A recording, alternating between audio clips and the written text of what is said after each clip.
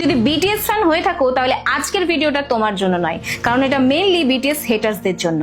আমি চ্যালেঞ্জ দিয়ে বলছি যে এই ভিডিওটা শেষ পর্যন্ত দেখার পর তুমি যদি বিটিএস ফ্যান নাও হয়ে থাকো, কিন্তু তাদেরকে নিয়ে তোমাদের চিন্তাধারা বদলে যাবে। তোমরা যারা বিটিএস কে শুধুমাত্র মেয়েদের মতো মেকআপ করা গায়ক বা ছাপড়ি ব্যান্ড বলে হাসাহাসি করো, তারা হয়তো জানো না যে বিটিএস গত 10 বছর ধরে বিশ্বের সবচেয়ে বড় ইনভিজিবল মেন্টাল হেলথ ক্লিনিক চালাচ্ছে। 7 জন কোরিয়ান যুবক কিভাবে কোটি কোটি মানুষের জীবন ছুঁয়ে যাচ্ছে।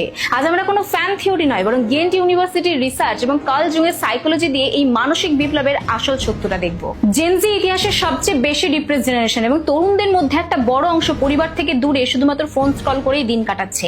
আমেরিকান সাইকোলজিক্যাল অ্যাসোসিয়েশনের পরিসংখ্যান বলছে যে 42% মানুষ আজকে হোপলেসনেসে ভুগছে এবং WHO 2023 সালের রিপোর্ট অনুযায়ী প্রায় 28 কোটিরও বেশি মানুষ আজকে ডিপ্রেশনে আক্রান্ত। আর এখানে বিটিএস কাজ শুরু করে। যেখানে অন্যান্য পপস্টাররা শুধুমাত্র ব্রেকআপ আর ড্রাগস নিয়ে গান লিখছে, সেখানে বিটিএস লিখছে সোশ্যাল অ্যাংজাইটি এবং স্কুল বুলিং নিয়ে। তাদের ওয়েলিয়ান 52 গানটি শোনো, যেটা একটা একাকী তিমির গল্প যার আর্তনাদ কেউ শোনে না, এবং আজকে জেনজি এই একাকিত্বের সাথেই রিলেট করতে পারে। আর এখানেই লুকিয়ে আছে আসল সায়েন্স। ডক্টর অ্যারেন বালিকের মতে বিটিএস তাদের গানে ইয়ংগিয়ান সাইকোলজি ব্যবহার করে। তাদের ম্যাপ অফ দ্য সোল অ্যালবামটি পুরোপুরি সুইস মনোবিজ্ঞানী কার্ল জুংয়ের তত্ত্বের উপর ভিত্তি করে। তারা মানুষের মনের অন্ধকার দিক বা শ্যাডো নিয়ে কথা বলে, যেটা আমরা লুকিয়ে রাখি। মেম্বার সুগা যখন তার ডিপ্রেশন এবং সুইসাইডাল থট নিয়ে কথা বলেন, তখন ফ্যানরা দেখে যে তাদের আইডলও সে একই লড়াইয়ের মধ্য দিয়ে যাচ্ছে।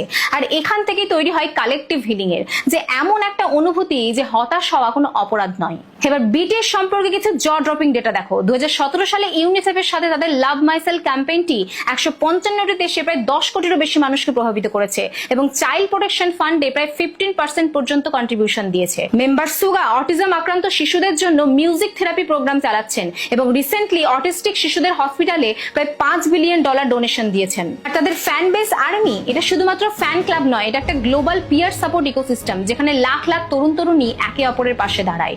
এবং ল্যাফেনের স্টাডি বলছে যে এই কমিউনিটির অংশ হলে আত্মহত্যা করার প্রবণতা উল্লেখযোগ্যভাবে কমে। জার্নাল লা সোশিয়াল 2024 গবেষণা অনুযায়ী নিয়মিত বিটিএস শোনা মানুষের মেন্টাল ওয়েলবিং 2.9% পর্যন্ত বাড়ে, যা কোটি মানুষের মধ্যে একটা বিশাল পরিবর্তন। এবং সবশেষে একটা প্রশ্নই জাগে, আমরা কি তবে ব্যর্থ সমাজ? তাহলে কেন আজকের প্রজন্ম হাজার মাইল দূরের কয়েকজন গায়কের গানে জীবনের মানে খুঁজছে?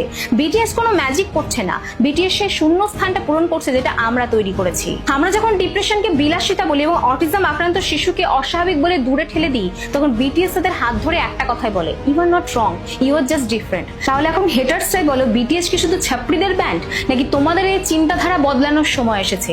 কমেন্ট করে তোমাদের মূল্যবান মতামত জানাও এবং দেখা হবে পরের ভিডিওতে।